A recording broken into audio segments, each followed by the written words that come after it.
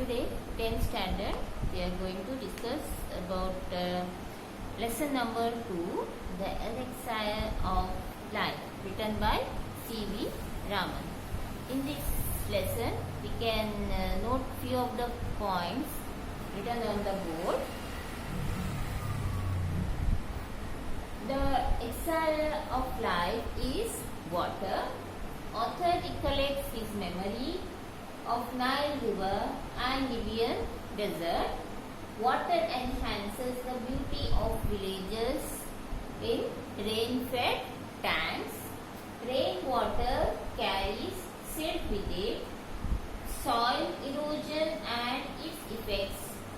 How to control soil erosion, civilized forest and sustainable development. So, author has covered these points in this lesson. So, we will go one by one after reading the lesson. Before that, I will tell it in short that water is the most precious commodity for all the living beings. People have been searching for divine Amrita or elixir of life. Without knowing that water is the main source of life and there is no origin without water. Everyone depends for water for living and cultivation, and many other important daily activities are dependent on water. It preserves the soil fertility, and because of this, civilizations have thrived around river beds. Since water is invaluable, we have to conserve it for our future generation. So what author wants to say is nothing but how important water is, how it is used in our day-to-day life. It is more than the elixir, Amrita, or Amrita in our life. So how we can preserve water for the future generations. So we'll start. Man has through the ages sought in vain for an imaginary elixir of life, the divine Amrita, to confer immortality, but the true elixir of life lies near to our hands, for it is the commonest of all liquids, plain water. So man from ages he was trying to get the elixir, that Amrita, we call it in other language, local language, Amrita, that we have tried our best to get the elixir, but we don't know that water is the Amrita or elixir on the earth. Second para. I remember one day standing on the line which separates the Libyan desert from the valley of the Nile in Egypt. On one side was visible a sea of billowing sand without a speck of green or a single living thing, anyone visible on it, while on the other hand lay one of the greenest, most fertile and densely populated areas to be found anywhere on the earth, teeming with life and vegetation. What made this wonderful difference? Why, it is the water of the river Nile flowing down to the Mediterranean from its sources a couple of thousands of miles away.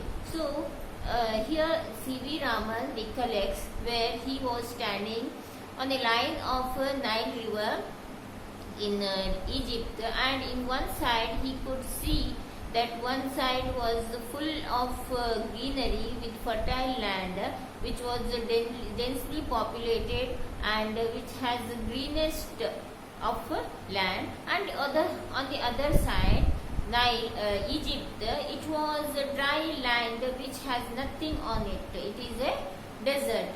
So how come this water river Nile, which flows from the Mediterranean sources, has made the land fertile for the thousands of areas? Next para. Geologists tell us that the entire soil of the Nile Nile Valley is the creation of the river itself. It was brought down as the finest silt in its flood waters from the highlands of Abyssinia and from remote Central Africa and laid down through the ages in the trough through which the Nile flows into the sea. Egypt, in fact, was made by its river. Its ancient civilization was created and is sustained by the life-giving waters which come down year after year with unfailing regularity. So, here the author has said about geologists, what is the idea of geologists about the Nile Valley and how it has made the land there fertile and due to the flood which flows from Nile river and which makes it erodes the fertile soil to this Abyssinian land, which makes the full Egypt and whatever land adjacent to the Nile river fertile, and this has made people to live there and start a civilization. I give this example and could give many other to emphasize that this common substance which we take for granted in our everyday life is the most potent and the most wonderful thing on the face of our earth. It has played a role of vast significance in shaping the course of the earth's history and continues to play the leading role in the drama of life on the surface of our planet. So, author says water is the big common substance. It is available everywhere. Our globe is made of almost 4:3 part of globe is water, and what he is saying, it is available. It is available and it has played a significant role in our life and in molding the history of earth, and it will continue molding or playing the main role in this on this earth in human civilization. Fifth para. There is nothing which adds so much to the beauty of the countryside as water, be it just a little stream trickling over the rocks or a little pond by the wayside where the cattle quench their thirst of an evening. The rain-fed tanks. This is very important. The rain-fed tanks that are so common in South India, alas, often so sadly neglected in their maintenance, are a cheering sight when they are full. They are, of course, shallow, but this is less evident since the water is silt laden and throws the light back, and the bottom does not therefore show up. These tanks play a vital role in South Indian agriculture.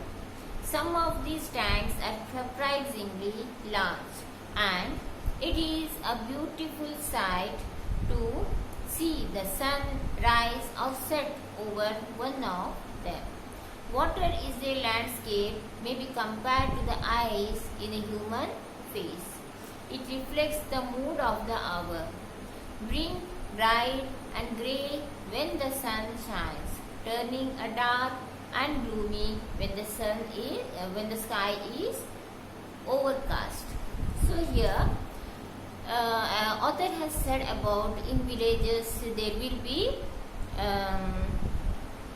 this one water storing tanks, that is called rain-fed tanks. It is a common sight in South Indian villages. We have rain-fed tanks. The tanks are made to collect the water, and as the rain-fed tanks are full of silt, you can't see it through. You can't see it through. It is of red color or a brownish color, and it is a beautiful sight to see. As per author, it is very beautiful sight to see, and these are used always used in South Indian agriculture. And the author has also said these tanks are always neglected, though they are very beautiful sight to see. And when the sun rises or the sun set over it, it is very beautiful sight to see. But people doesn't give importance to all these things, and it is neglected. And author has also said rain-fed tanks are it is a symbol of our mood, that it reflects our mood. Whenever the sky is full of brightness, our mood will be good, and whenever the reflection of dark gloomy sky reflects on the rain-fed tanks, that our mood swings and our mood becomes gloomy too. So this part of lesson is very important. Just read it thoroughly. Para number 6. One of the most remarkable facts about water is its power to carry silt or finely divided soil in suspension. So this is the quality of water, that it carries silt with it. This is the origin of the characteristic color of the water in rain-fed tanks. So in rain-fed tanks we see silt water. This color varies with the nature of the earth in the catchment areas and is most vivid immediately after a fresh inflow flowing rain. Swiftly flowing water can carry fairly large and heavy particles. The finest particles, however, remain floating within the liquid in spite of their greater density and are of course extremely small, but their number is also great. So here the author has said about the rain-fed tanks and also catchment area. Where you can see catchment area, an area which collects plentiful rainfall is called catchment area. And in catchment areas, when the water flows swiftly means very fast, it carries silt, fine mud and light, all everything of soil it carries with it, and it carries to some particular place, and the particles remain. How it remain? Though some of the particles are very fine, it just mixed up in the water, and it makes the density of the water more, but the quality of swiftness of the water doesn't go. The flow of water remains the same.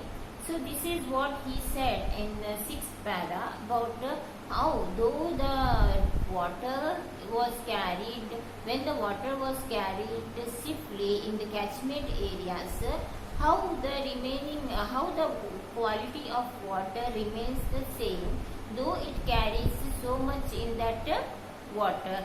And 7th para.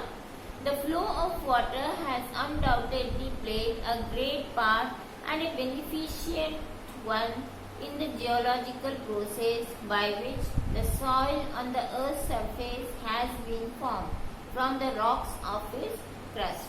The same agency, however, under appropriate conditions can also play a destructive part and wash away the soil, which is the foundation of all agriculture, and is allowed to proceed unchecked, can have the most disastrous effect on the life of the country.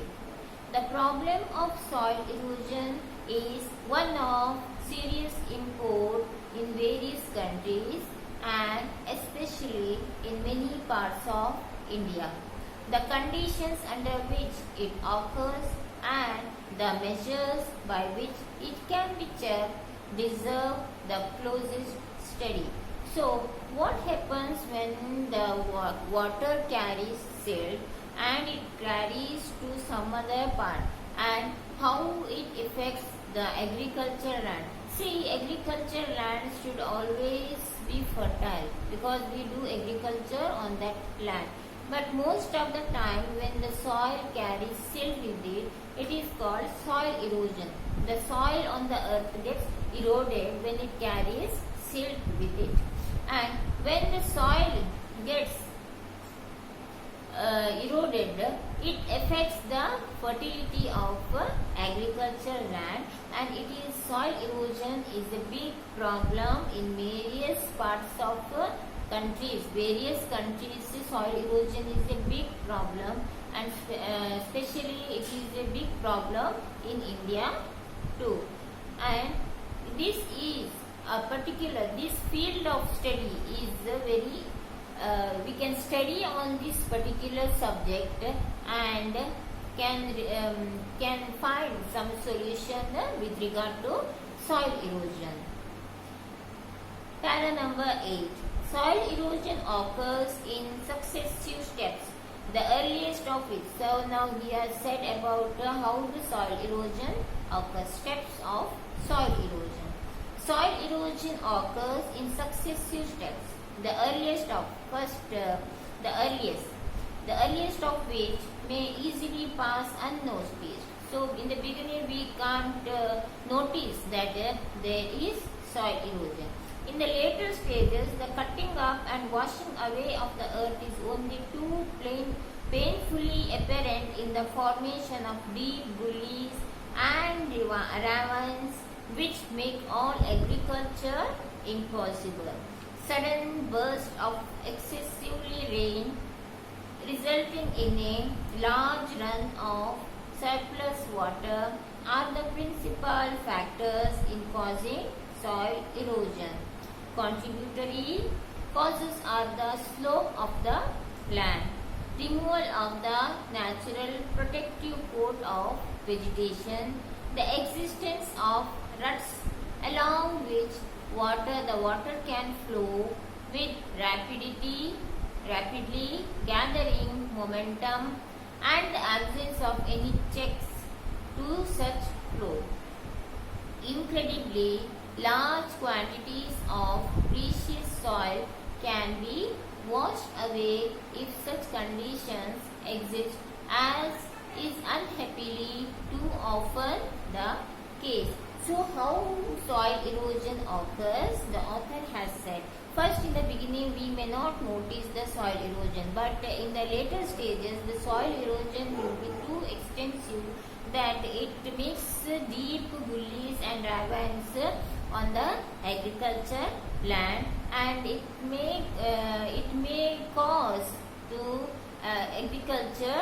make agriculture impossible, and sometimes there may be sudden burst of rainfall which may carry lot of soil with the water, making this a big problem for the land. And another cause they are saying, sometimes on the slope of the land, because of the slope of the land, the soil erosion may be more. And another reason they have said, the removal of protective coats of vegetation. Vegetation here he refers to plants and trees. Because there is no plants and trees, very less plants and trees, the soil, the plants which hold the soil is removed. There is nothing to hold and protect the soil, and automatically when the rain bursts, when there is too much of rain, soil erodes. And next he said, the existence of ruts along which the water can flow with rapidly gathering momentum, and the absence of any checks to such flow. When there is a gap on the land which makes the water to flow very fast, which also causes soil erosion. And in most of the time, incredibly large quantities of precious soil is eroded to when the rain is when there is too much of rain, or you can also say bursting rain. When there is bursting rain, the problem of soil erosion is very extensive. Ninth para. The menace with soil erosion. The menace with soil erosion present to the continuance of successful agriculture is an alarming one in many parts of India, calling urgently for attention and preventive action. The terracing of the land and construction of bunds to check the flow of water, the practice of counter cultivation, and the planting of appropriate types of vegetation are amongst the measures that have been suggested. It is obvious that the aim should be to check the flow of water at the earliest possible stage before it has acquired any appreciable momentum and correspondingly large destructive power. So, in this ninth para, the author has given some remedies before lot of destruction. He has given some remedy to be practiced, that can be practiced in India to check the soil erosion. Among that, first one, that terracing of the land. We can put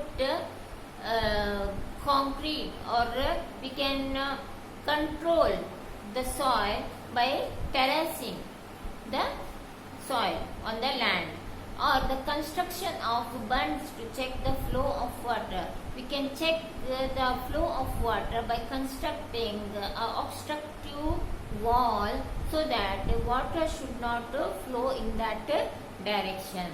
The practice of counter cultivation. Counter cultivation means in the middle of the agriculture land there will be plants, big plants, so that the plants can hold big trees can hold the soil. Counter cultivation. And other than that, there will be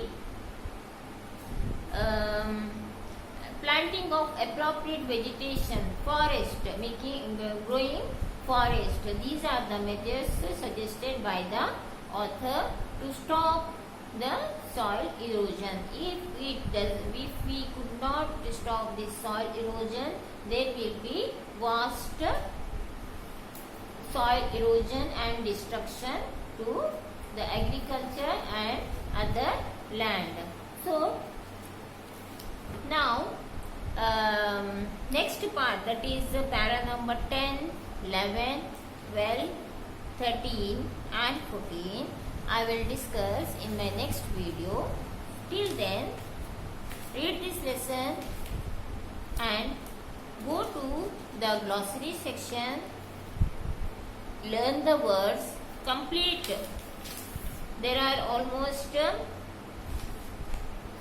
pages of difficult words, 2 pages, 1.5 pages of difficult words said here, like exile, billowing, spec, silt, sustain, potent, suspension, catchment area, participation, alluvial, crust, successive, menace, substantial, gullies and ravines, terracing, ruts, counter cultivation, momentum, imperative, conservation, Astasian water, harnessing, scrub jungle, afforestation, civilized forest, subsidiary barges, and these are the words given in your lesson. Just go to that and learn from first para to para number 9, what the author has said about water and about the uses of water and about how the beauty of water in rain-fed tanks in the villages and about soil erosion, how we can check this soil erosion. So these are the contents of till para number 9. Please learn that, and next class I'll deal with remaining part of the lesson.